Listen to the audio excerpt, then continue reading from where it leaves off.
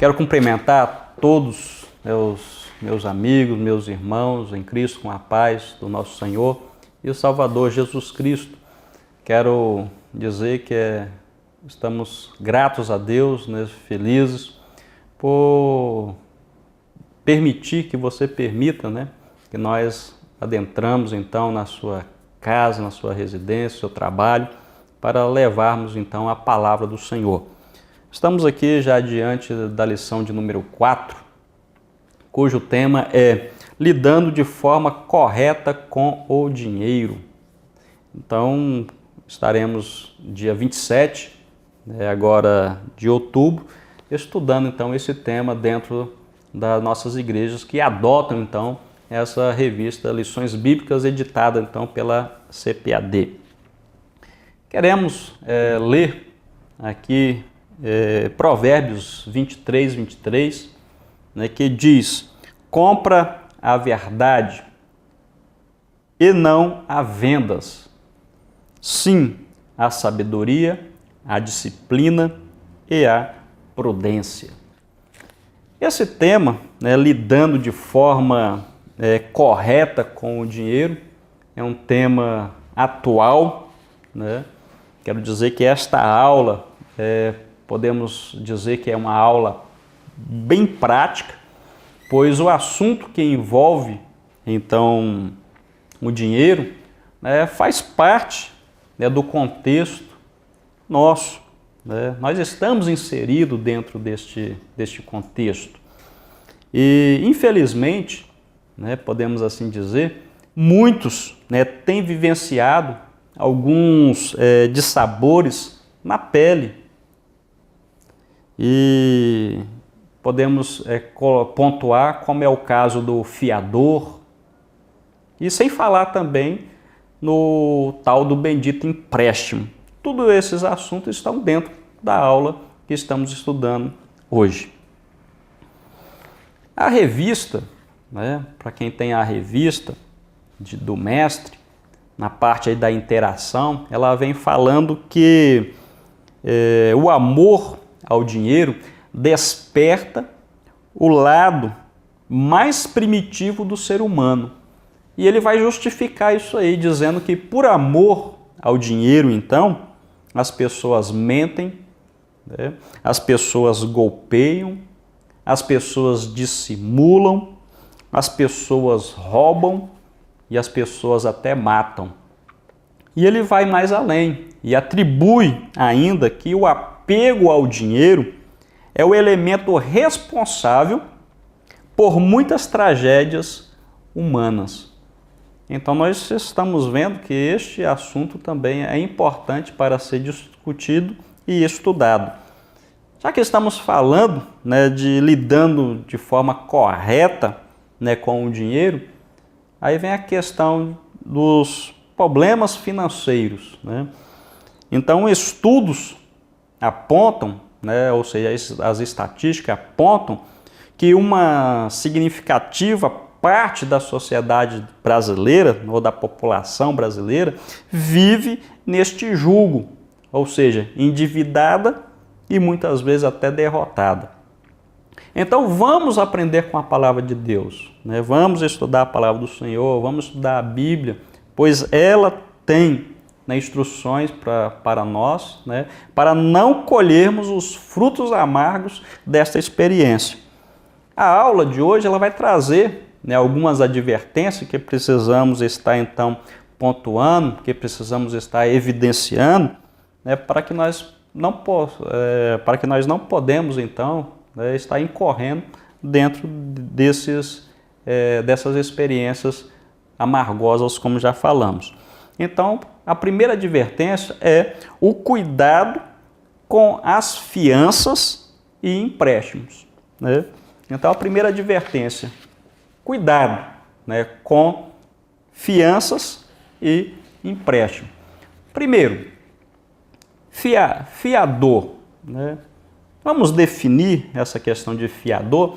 Então, podemos definir fiador como sendo uma pessoa que se torna fiadora ou responsável por outra. Agora, já imaginou que situação você se tornar responsável por outra pessoa? Isso é quando se segue por este caminho, né? A pessoa chega até você e pede, podia ser meu fiador nisso. Então, se você aceita, a partir de então você torna-se responsável por aquela transação comercial. Então, por exemplo, em uma inadimplência, o fiador, logicamente, que é o responsável. Olha só a situação. Então, vale ressaltar que a palavra fiador no original quer dizer garantia. Então, o comerciante, ele quer garantia de que vai receber.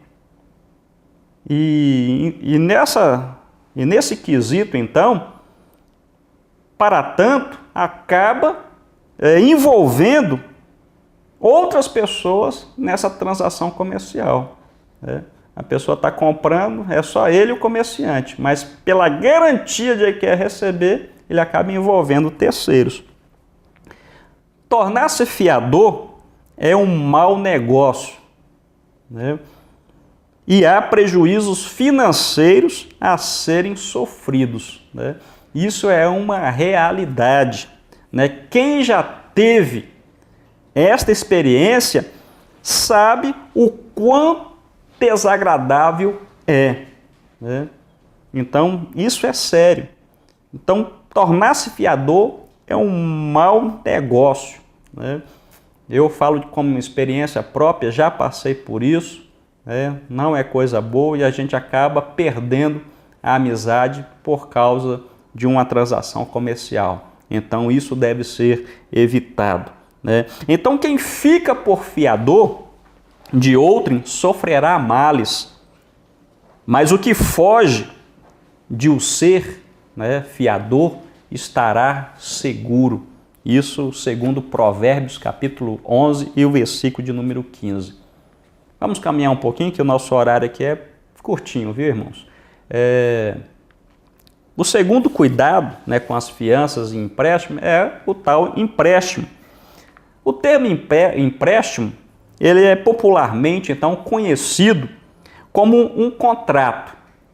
Ou seja, pelo qual uma pessoa, ela pega agora e entrega a outra pessoa um objeto que deve ser devolvido, no caso, ao primeiro, em um certo prazo.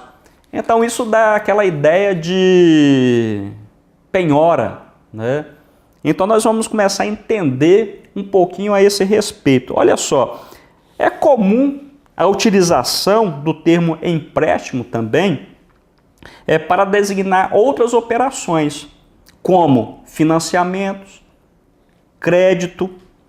O crédito, então, tornou-se um vilão, pois pessoas são atraídas pelo montante que é disponibilizado, sem levar em conta o montante que será devolvido. E agora, alguns até costumam dizer, mas isso aí em suaves prestações. Tudo bem, a pessoa pegou lá um certo montante e ele viu que até um valor, podemos colocar, considerável, mas só que ele esquece que o que ele vai pagar ao longo dos anos, né, acaba sendo bem superior ao que ele pegou inicial. E vale dizer que, ao longo desse prazo aí, o salário dessa pessoa será diminuído, o salário será comprometido. E aquele montante inicial que ele pegou, né, no início, não se terá memória dele. Então deve ser evitado, né? Tem que ser muito bem pensado antes de entrar nessas ciladas. A segunda advertência que a lição nos traz também é o cuidado com o lucro fácil.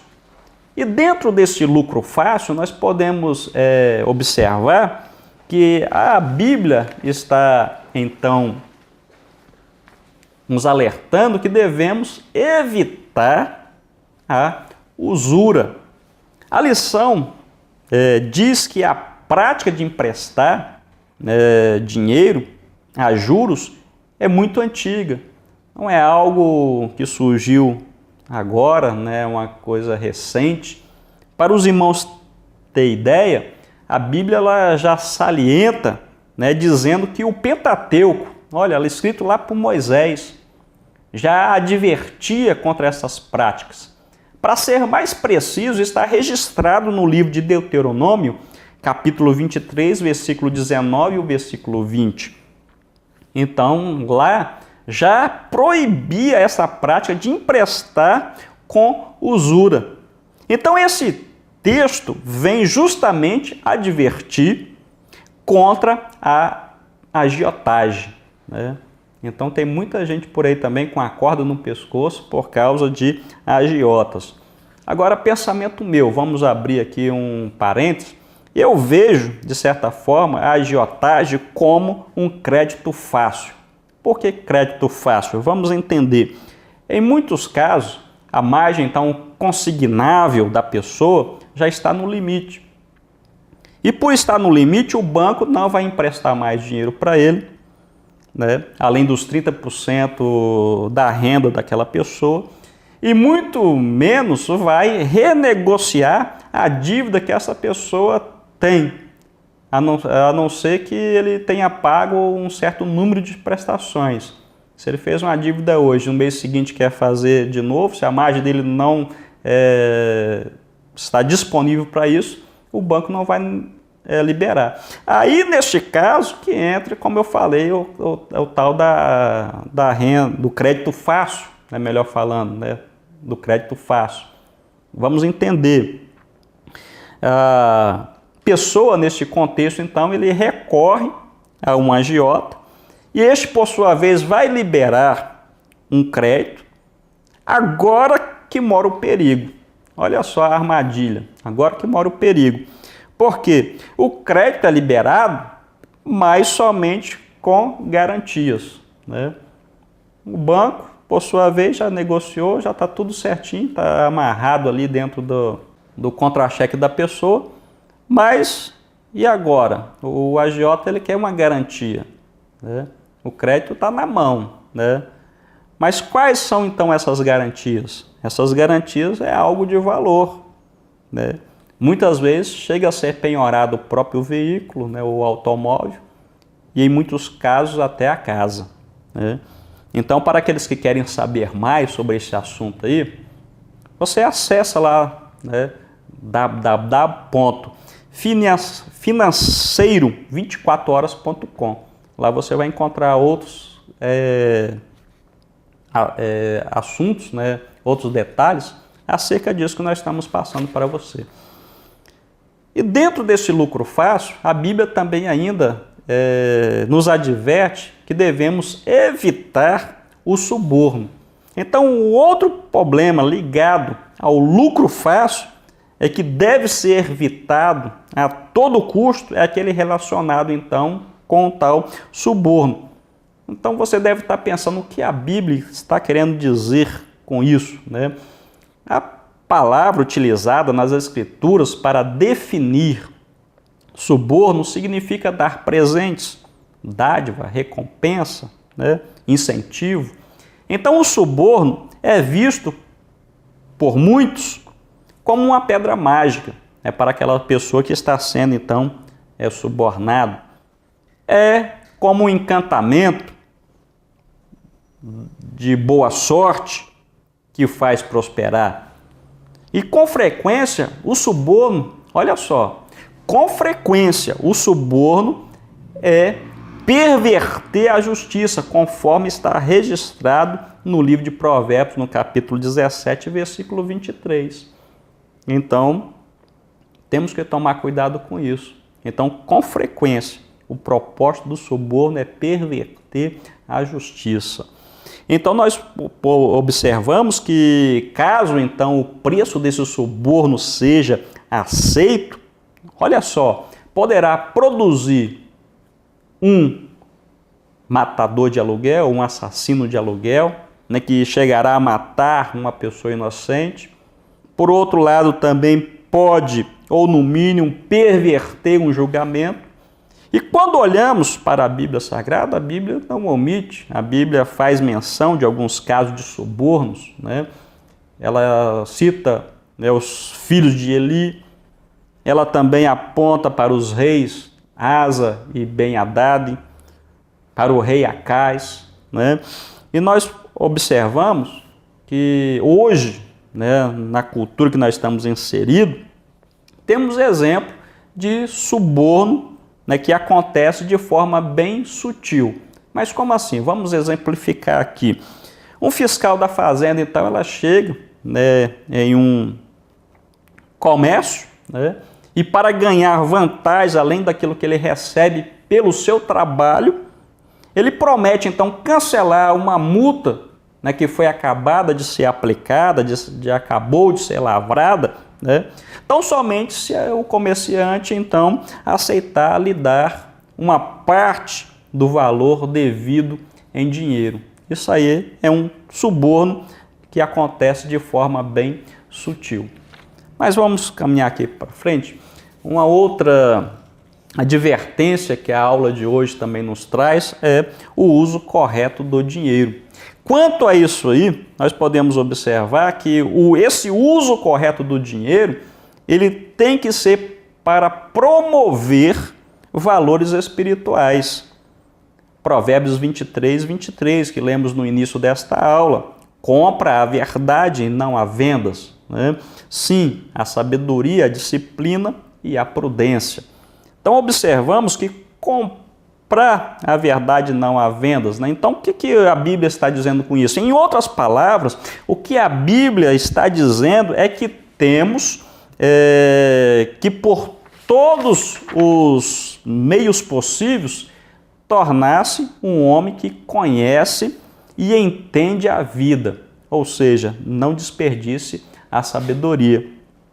Os valores espirituais que são tratados aqui são a sabedoria, a instrução e o conhecimento. Agora, para a nossa tristeza, né? Para a nossa tristeza, muitos crentes hoje estão negociando a sua herança espiritual, a sua herança moral, e trocando por coisas pecaminosas, né? E a lição ela vem falando aqui que esse uso correto do dinheiro deve promover valores espirituais. E a Bíblia, ela apresenta um caso que deve ser mencionado. É um excelente exemplo dentro deste contexto que nós já estamos falando. Nabote é este exemplo. Ele recebeu 3 propostas. Primeiramente, né, Acabe fez a seguinte proposta: olha, dá-me a tua vinha para que eu possa transformar em uma horta. Ele sendo resistente, as propostas continuam. Então eu te darei outra, melhor do que essa. Você não aceita, então eu te darei em dinheiro, né? Quanto que vale que eu vou te pagar, né? Nós observamos que Acabe tem argumentos convincentes. Então ele melhora a sua proposta cada vez mais. Então, se você não aceitar que esta vinha seja transformada em horta, se você não trocar sua vinha por outra melhor, então me venda. Isso eram as propostas de Acabe. Então, dentro desse quesito aqui, dentro deste assunto que nós estamos falando, que nós estamos abordando, podemos levantar algumas perguntas e devemos responder para nós mesmos. Então, quanto vale a tua integridade? Quanto que vale a minha integridade? Quanto vale aquilo que o Senhor entregou nas tuas mãos e que está sob a tua responsabilidade? Devemos pensar sobre isso aí. E esse uso correto do dinheiro também nos adverte para que ele possa promover o bem-estar social. Não quero falar muito nesse tópico aqui, mas só quero ressaltar, frisando o seguinte versículo de Provérbios 27, capítulo 27, versículo 24, que diz: porque as riquezas não duram para sempre, e duraria a coroa de geração em geração? Quando morrem, outros irão usufruir o que eles deixaram. E a quarta e última advertência, né, que a lição ela nos traz aqui, é buscando o equilíbrio financeiro. Buscar o equilíbrio financeiro. Primeiramente, então, deve ser buscado a suficiência. Para isso, nós podemos tomar como exemplo a oração de Agur. Agur é a passagem, essa oração de Agur é a passagem bíblica que melhor ilustra a busca por uma vida equilibrada. Olha só, Agur então ora ao Senhor: peço duas coisas, né? Não me negues antes que eu morra, afasta de mim a falsidade e a mentira, não me des nem a pobreza e também nem a riqueza, para que não suceder que, estando eu farto, te negue e diga: quem é o Senhor? Ou que, empobrecido, venha a furtar e profane, né, o nome de Deus. Então, nesta oração, é demonstrado um tremendo anseio em ter, né, uma vida de acordo com a vontade de Deus, né?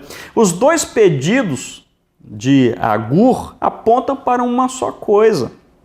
Enquanto vivermos, né, neste corpo, é necessário estar em perfeita sintonia com a vontade de Deus, né?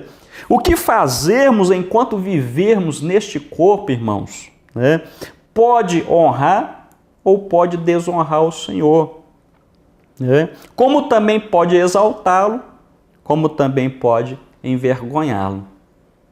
E para nós concluirmos aqui, né, dentro dessa advertência, buscando o equilíbrio financeiro, nós somos advertidos a buscar o que é virtuoso, né? Então, Agur, né, ele roga contra esses dois extremos, ou seja, a abundância e a escassez.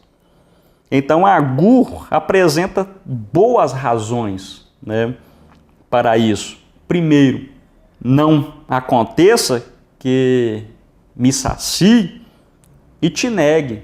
Quer dizer, que me esqueça de que dependo do Senhor. Então, essa era a preocupação dele. Então, a prosperidade dá lugar ao orgulho e ao esquecimento de Deus, como se ele já não necessitasse do Senhor. Então, é o primeiro argumento. O segundo é a pobreza extrema, é uma tentação, né? É uma tentação à desonestidade, a qual leva a profanar o nome de Deus. E a Bíblia fala: olha, não tomarás o nome do Senhor teu Deus em vão, porque Deus não terá por inocente aquele que tomar o seu nome em vão. Então, mas como assim? Então, é jurando falsamente ou queixando-se, então, da providência de Deus, né? Então, fizemos um breve resumo desta aula de número 4, né? E quero agradecer, né, a todos aqueles que têm permitido que o programa Escola Bíblica adentrasse no seu lar, na sua vida, e quero dizer que continue acompanhando a nossa programação da nossa TV e com certeza Deus tem algo para você e para toda a sua família. Um grande abraço, então até o próximo programa Escola Bíblica.